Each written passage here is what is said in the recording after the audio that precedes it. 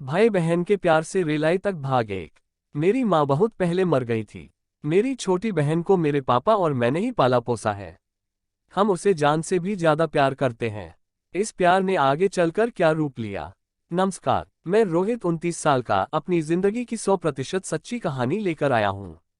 मैं आपको बता दूं कि ये मेरी जिंदगी के पिछली 7 सालों मतलब सन 2016 से अब तक की सच्चाई है, इसलिए ये कुछ लंबी हो सकती है। ये कहानी मेरे और मेरी छोटी बहन के बीच की है। पहले मैं आपको अपने बारे में बता देता हूँ, फिर विस्तार से सारी कहानी बताऊंगा। जैसा कि मैं अपना नाम रोहित बता चुका हूँ। मेरी बहन का नाम श्वेता है। हम दोनों के अलावा इस दुनिया में हमारे पिताजी ही हैं। हम सभी बिहार के एक गांव में रहते हैं और इस गांव में हमारी कुल 8 बीघा जमीन है, जिसमें मेरे पिता खेती करते हैं। हमारी माँ उस समय गुजर गई थी जब श्वेता 3 साल की थी और मैं 6 साल का था। मतलब मेरी बहन मुझसे 3 साल छोटी है। माँ के जाने के बाद पापा और मैंने ही श्वेता को पाला पोसा है। हम दोनों उसे अपनी जान से भी ज्यादा प्यार करते हैं। पापा ने हम दोनों की पढ़ाई और ख्वाहिशों का बड़ा ध्यान रखा है। मैं 10वीं के बाद पढ़ने के लिए उत्तर प्रदेश के एक जिले में आ गया, जो बिहार से सटा हुआ था। श्वेता उस समय गांव में ही मुझसे छोटी क्लास में पढ़ रही थी। 1 साल बाद पापा ने उसे भी मेरे पास यहीं इसी शहर में भेज दिया। हम दोनों यहीं किराए के मकान में रहकर एक ही स्कूल में पढ़ने लगे। जब मैं ग्रेजुएशन कर रहा था तब श्वेता क्लास 11वीं में आ गई थी। यहीं से हमारी कहानी शुरू हो गई थी। श्वेता शुरू से ही मेरे साथ ही सोती आई थी। एक ही बिस्तर पर वो और मैं नीचे लेटकर ही सोते थे। हम दोनों ही कोई भी किसी भी तरह की बात आपस में कर लेते थे। हमारे बीच कोई कुछ छिपाता नहीं था।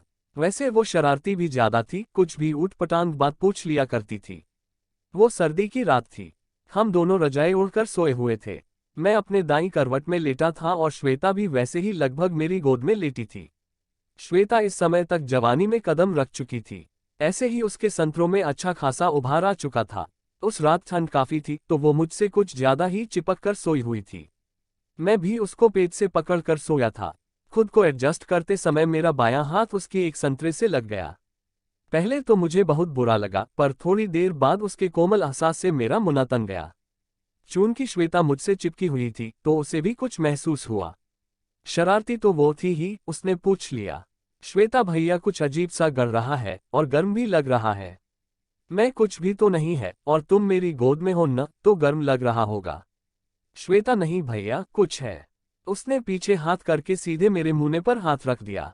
मैं पूरी तरह से सकपका गया और थोड़ा पीछे को हो गया। मैंने कहा कुछ नहीं है, तू सो जा आराम से। श्वेता नहीं भैया, मुझे पता है, क्या चुभ रहा है।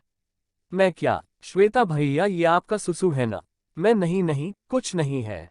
श्वेता शरारत से बोली भैया मैं जानती हूँ आपका सुसु ही गड़ रहा है, पर वो इतना बड़ा और गर्म क्यों है। मैं कुछ नहीं पगली, वो मौसम ठंडा है न इसलिए। तो वो और मुझसे चिपकते हुए बोली आपको अब ठंड नहीं लगेगी। उसकी ऐसी हरकत की उम्मीद मुझे नहीं थी। खैर महाराजा तो और तन गए। मैं सोचता ही रह गया कि मेरी बहन आज कैसे इस तरह से खुल गई है।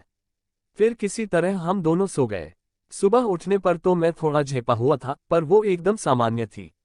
हम दोनों अपने अपने स्कूल और कॉलेज गए। शाम को वापस आए और खाना पीना हुआ। पढ़ाई की और सोने आ गए।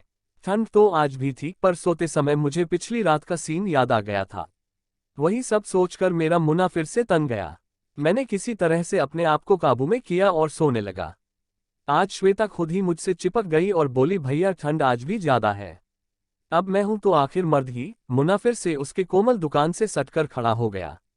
वो बोली भैया आज भी ठंड लग रही है ना। मैंने बोला हाँ। उसने आज फिर से मुन्ना पकड़ लिया और बोली इसको इतनी ठंड क्यों लगती है।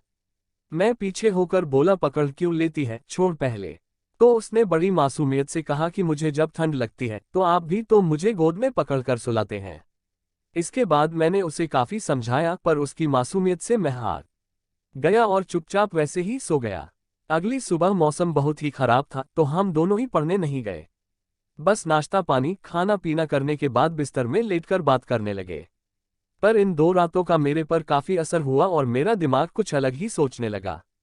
मैं उससे बोला अब हम दोनों को अलग अलग बेड पर सोना चाहिए। ये सुनकर उसने मना कर दिया और बोलने लगी भैया आप ऐसा क्यों कर रहे हैं। मैं बोला देख अब हम दोनों बड़े हो गए हैं, इसलिए अलग सोना ठीक रहेगा।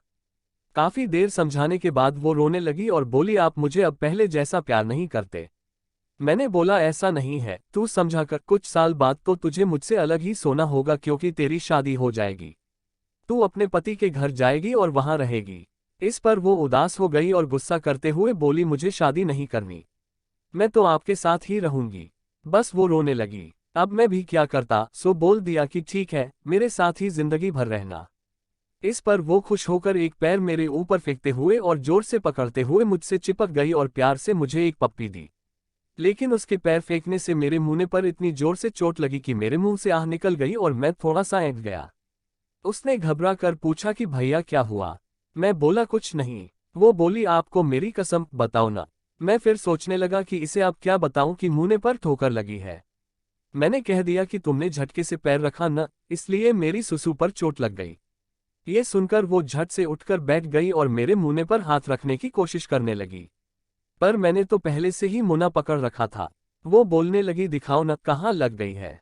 मेरी मासूम बहन बाम लेकर आ गई और जिद करने लगी। इस पर मैंने कहा, अभी अपने आप ठीक हो जाएगा, तुम परेशान नहीं हो।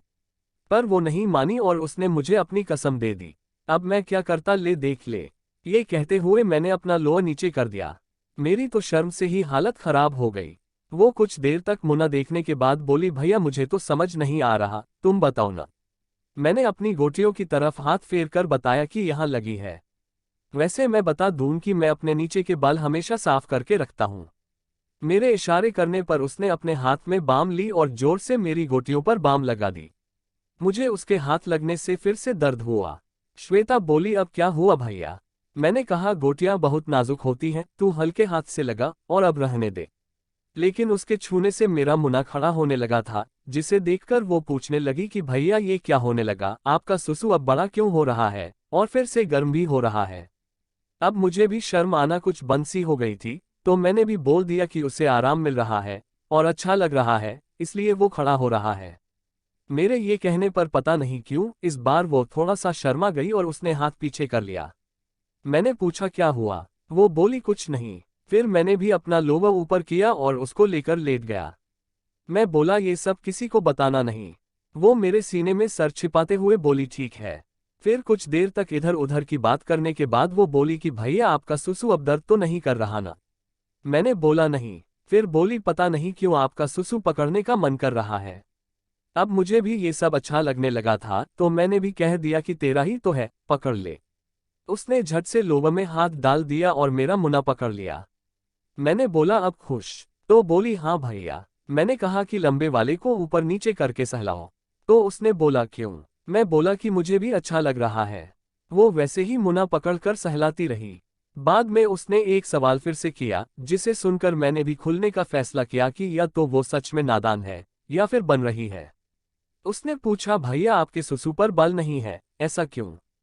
तो मैंने बोला, ऐसा क्यों पूछ रही हो। उसने बोला कि मेरी सुसु के ऊपर तो बहुत सारे बाल हैं। ये बात सुनकर मुझे भी अब शरारत सूझी। मैंने आश्चर्य से पूछा, ऐसा कैसे हो सकता है, देखूं तो जरा। तो इस बार वो शर्मा गई और बोली, नहीं नहीं। तब मैंने थोड़ा नाराजगी दिखाते हुए कहा, ठीक है तेरी मर्जी, मैंने तो तुमसे कुछ नहीं छिपाया, यानी कि तुम मुझसे प्यार नहीं करती।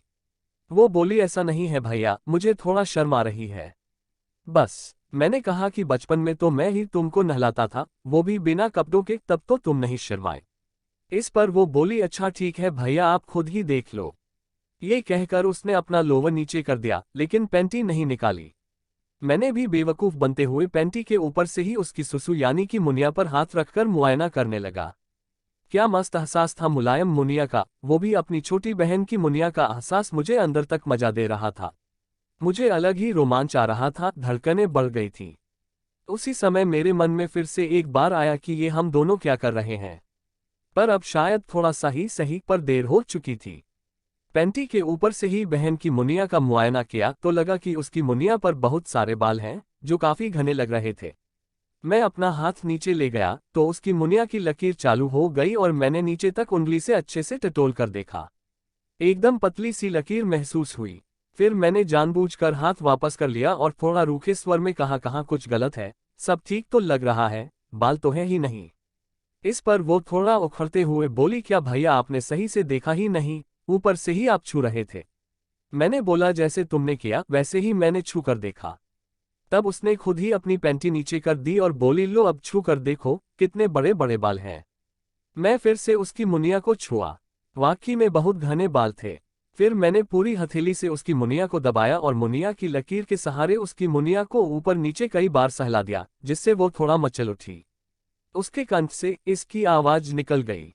मैंने पूछा क्या हुआ, तो बोली पता नहीं, कुछ अजीब सा लगा। अब मैंने खुद ही उसकी पैंटी और लोवर को ऊपर कर दिया और बोला कि इसको साफ कर लिया करो, यहाँ के बाल को काट लिया करो या रेजर से साफ कर लिया करो। तब उसने कहा ठीक है। चूंकि दिन का समय था मगर ठंड ज्यादा थी इसलिए बिस्तर से निकलने का मन ही नहीं कर रहा था। सो हम दोनों सो गए। मैंने वैसे ही उसको अपनी बाहों में लिए हुए सो गया। बाकी का अब आपको अगले भाग में बताऊंगा कैसे क्या हुआ। अगले भाग में आपको हम दोनों भाई बहन की रिलाई की कहानी का मजा मिलेगा। आपको ये भाग कैसा लगा कमेंट करके बताना जरूर। धन्यवाद।